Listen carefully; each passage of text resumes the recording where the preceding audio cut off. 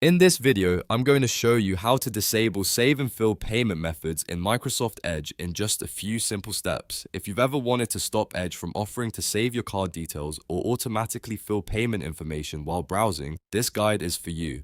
It only takes a minute and it's a great way to improve privacy and reduce unwanted autofill prompts. Before we get into it, make sure to hit like and subscribe for more quick tech tutorials just like this. Now, let's jump right in. First, open Microsoft Edge on your computer. Once the browser is open, look to the top right corner and click the three-dot menu. This is where Edge keeps most of its browser settings and controls. From the menu, choose Settings. That will open the full Edge settings page where you can manage privacy, passwords, autofill, and other browsing preferences. In the settings menu, find the section labeled Passwords and Autofill.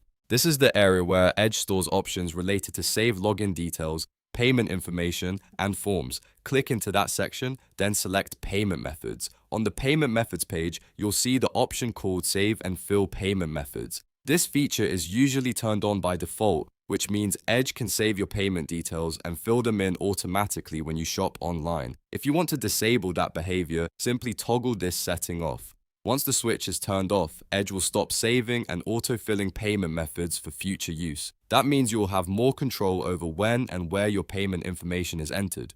If you also want to be extra cautious, you can review any previously saved payment methods on the same page and remove them manually if needed. That way, you're not just turning off the feature going forward, but also cleaning up stored data that you no longer want saved in the browser. And that's it.